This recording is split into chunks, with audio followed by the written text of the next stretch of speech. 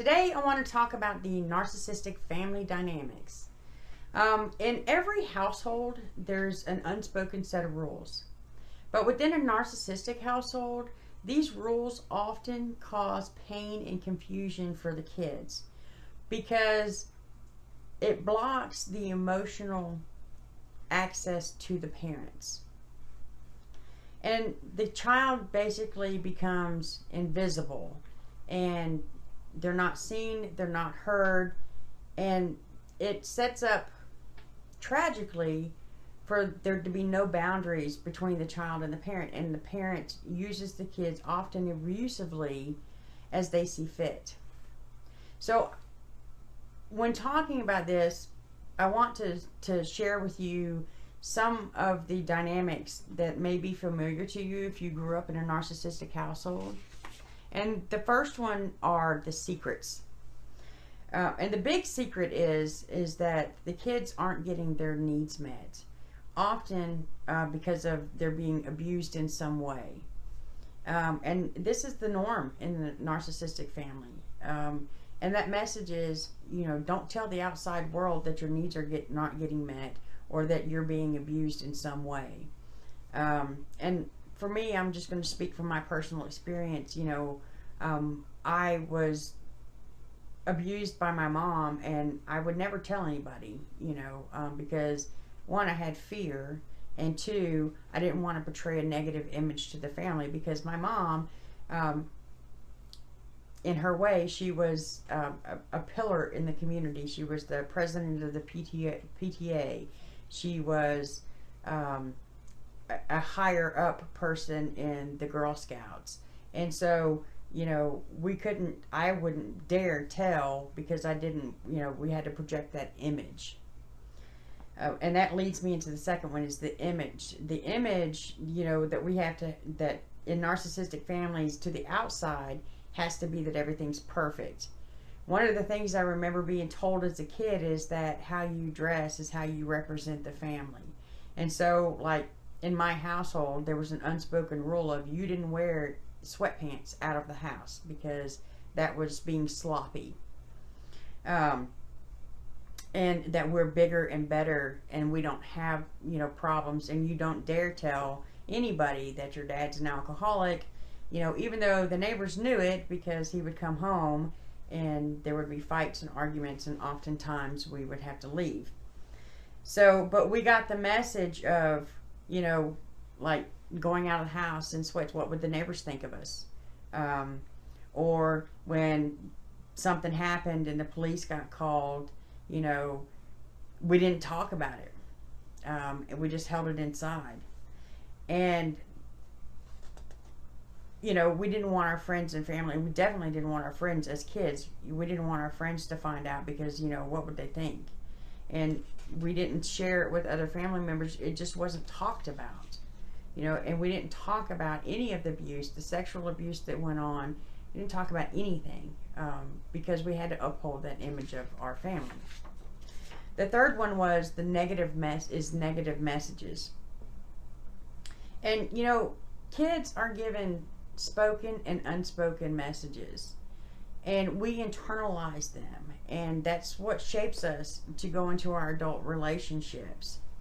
And so when you're getting these negative messages like, you're not good enough, or you don't measure up, it leads to you having a poor self-esteem, and then because you're treated that way as a kid and you have this negative image about yourself, then when you go into your adult relationships, it's familiar. You may not like it, but it's familiar, and so it continues to happen until you can gain a sense of self and you can gain some self-esteem.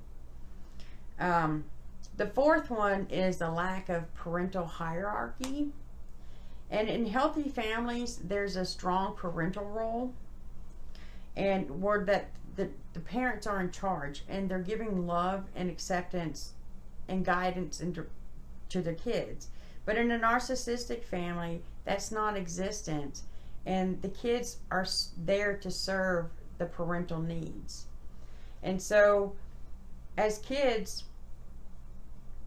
you know, in this situation, you're there to serve your parent. You know, one of the things that I learned recently, and I'm going to do a video about it, is that my sister, who was the golden child, was there to serve as my mom's parent. She was there to take care of my mother's emotional needs. Me, as the scapegoat, was basically, I got the brunt of her frustrations. And so, you know, there's the hierarchy where you get that love and nurturing from the parent is non-existent in a narcissistic family. Number 5 is the lack of emotional tune-in. And narcissistic parents, they lack the ability to tune into their child's needs. They can't feel or show compassion to their kids because they're too busy getting their own self-fulfillment. Number 6 is a lack of effective communication. Most of the time in a narcissistic family, the communication is triangulation. And the information given is not direct. It's told through one party to another. So, you know, my mom would often triangle to my sister about my dad. Or my mom would go to her and say, go tell your dad this. Or she would tell me, tell your father this. And they talk about each other. And that was typical in my household, you know, and it was typical within my family, is that nobody directly talked to anybody to resolve a problem. They always went through somebody else, or they triangled and vented to the other person. They never confronted anybody directly. Number 7 is having unclear boundaries. There are very, very few boundaries within a narcissistic family. The children's feelings aren't considered, and you know, diaries aren't private. You have no private space. Physical boundaries aren't kept, and emotional boundaries are not respected. The right to privacy is not typically part of the family history. So if, like, I would do something and my aunt who lived up the street from us, she would know before we made it to her house, because my mom had already called and told her, you know, and then everybody else in the family knew about it too. So it's like, when you did something, you were shamed throughout the family, and because you did something, because there were no boundaries, there was no privacy when it came to us. But don't dare tell what mom's doing to you. Number 8, and I'm gonna kind of read this one, is one parent is narcissistic and the other is orbiting. So if one parent is narcissistic, it's common for the other parent to revolve around the needs of the narcissistic parent to keep the marriage intact. This is often a redeeming quality to offer for the children, but it's tied up meeting the needs of the narcissistic spouse and leaving the children's needs unmet. So, you know, it ends up like, who's there for the kids? Because the orbiting spouse parent is taking care of the narcissistic parent, and the kids are left out in the cold. And so, I'll give you an example of this. My mom was the narcissist, and my dad had narcissistic tendencies and was an alcoholic, but he orbited around my mom, and it's like walking on eggshells. Because what happened, my dad would come over after they got separated and divorced. My dad would come over to see his kids, and he never really got to spend any time with us because my mom always had a list and always demanded his attention. And so that was him orbiting and taking care of the narcissistic parent. Number 9, siblings are not encouraged to be close. In healthy families, it's encouraged for children to get along and to be loving and nurturing to one another. In a narcissistic family, kids are pitted against one another. And there's always a constant comparison. So, you know, one kid is told, why can't you be like them? Number 10 is feelings. Feelings are denied and not discussed. Children are taught not to embrace their emotions. So in a narcissistic home, you don't have any emotions as a kid unless it's pleasing the narcissistic parents.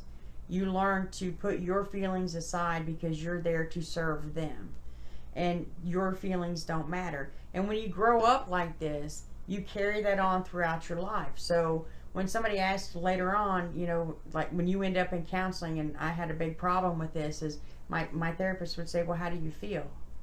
And I would say, I don't know. And it's true. You don't know because you never were able to express your feelings in a healthy way. And so it's confusing and it's painful. Number 11 is not good enough messages. And these messages, they come across loud and clear in the narcissistic family. And some parents actually speak these messages. You know, you're told as a kid, you know, you're not good enough.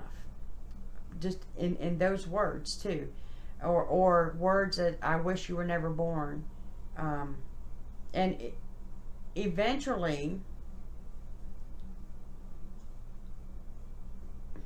Eventually you begin to believe that, as you know, you hear it enough and you begin to believe it. And it's hard when, you know, you always have these feelings of I don't deserve this.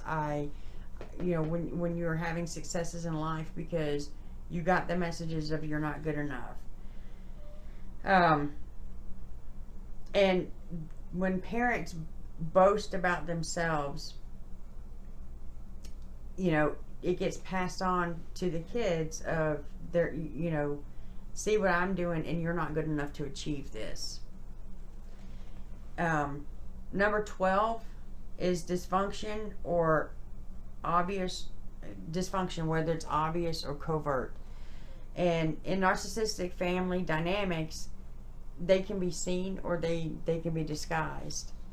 And the dysfunction displayed is sometimes it's displayed violently, and sometimes it's psychological. And so, you know, there's no physical scars, but there is psychological, and it carries over into your adult life. And it's also when the child's been neglected. And while the drama is not displayed openly to the outside world, it's just, if not more, damaging to the child, you know, the neglect. So when you're not getting when you didn't get your needs met as a child because you grew up in a narcissistic home, what that does is it sets you up to end up in a narcissistic relationship. And, you know, I had a question on Tuesday. You know, one of the questions posed in our live stream Tuesday night was, what was my aha moment? And one of my biggest aha moments was realizing where I came from and how I ended up in a narcissistic relationship. And once you begin to realize that, then you can begin to start meeting your own needs and healing that inner child. Because if you don't, these relationships are going to keep showing up in your life. And it's the gift of healing. So I encourage you to start taking a look at your childhood, look at your family of origin, pay attention to the unspoken rules that you had as a kid, and look at how your life as a child parallels in your relationships as an adult. And I'm quite sure, as I did, found out that most of my, well, no, all of my issues, not most of my, all of my issues came from how I was raised. and it carried over into the adult relationships. And because I didn't have a sense of self and I didn't have self-esteem, I attracted the narcissist into my life. So give yourself the big gift of healing. Start working on yourself. Start building your self-esteem. Start healing that inner child.